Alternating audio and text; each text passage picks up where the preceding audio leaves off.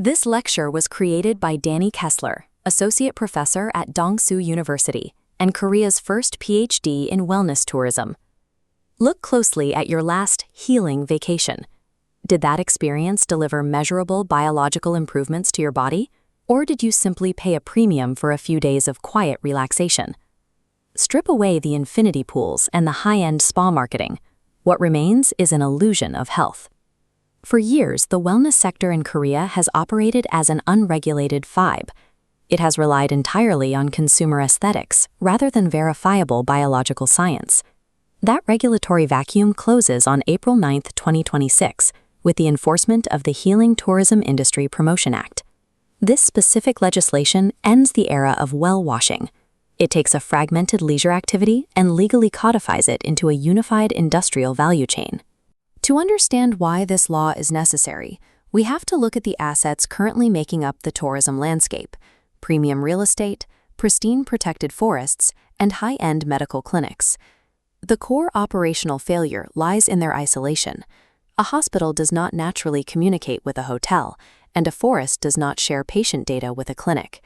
This lack of systemic integration paralyzes the sector. When these assets operate in silos, they fail to track any integrated biological return on investment for the consumer.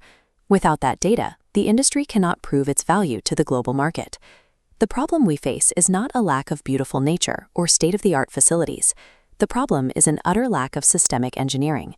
Beautiful resorts will always fail as true wellness destinations without a national policy framework acting as the coordination brain to link them together.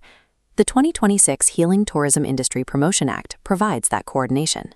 It operates as the hard infrastructure of the new industry, far exceeding standard administrative paperwork. This infrastructure functions through three mandatory legal pillars. The first is operator registration. This restricts the legal use of the term wellness tourism strictly to certified, compliant businesses. The casual marketing of the past becomes illegal. Next is the spatial component of the law. Zone designation grants the state the authority to carve out massive, specialized healing ecosystems in specific regions like Busan and Incheon. Finally, we introduce the data component.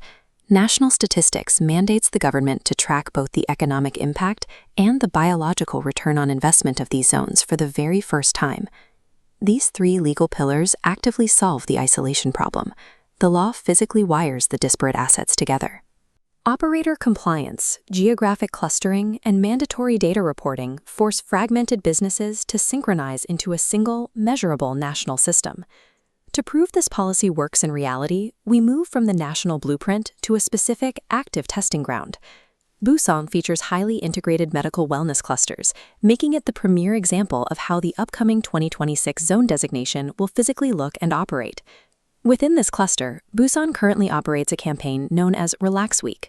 Professionals often mischaracterize Relax Week as a localized leisure festival or a standard tourist trap.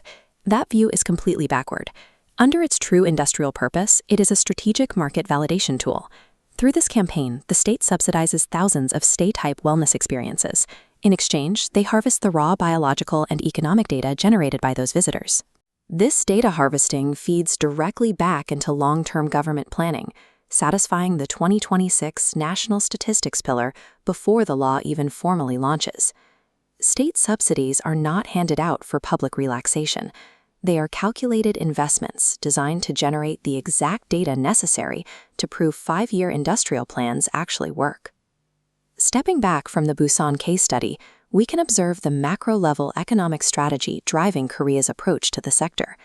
The new wellness industry operates on a double-engine model. The first engine is forestry hardware. This represents the state's supply of raw natural environments and clinical medical assets. The second engine is tourism software. This encompasses consumer demand, the service layer, and hospitality execution. The 2026 Act acts as the transmission. It serves as the coordination brain, forcing these two distinct engines to lock in and work together. Historically, these two engines operated completely independently, resulting in massive wasted economic potential. True scalable wellness tourism only exists when that coordination brain perfectly bridges engineered natural supply with highly regulated tourism demand. This brings us to the reality of the global market after April 9, 2026. In the past, individual Korean resorts attempted to compete with individual global resorts. That is a guaranteed losing battle. The new integrated model changes the scale of engagement entirely. Under the 2026 Act, Korean wellness won't compete as isolated pieces of real estate. The entire sector will compete as a fully weaponized, data-driven national system. The future of global wellness dominance does not belong to the country with the best nature. It belongs to the country with the most ruthlessly coordinated policy engine.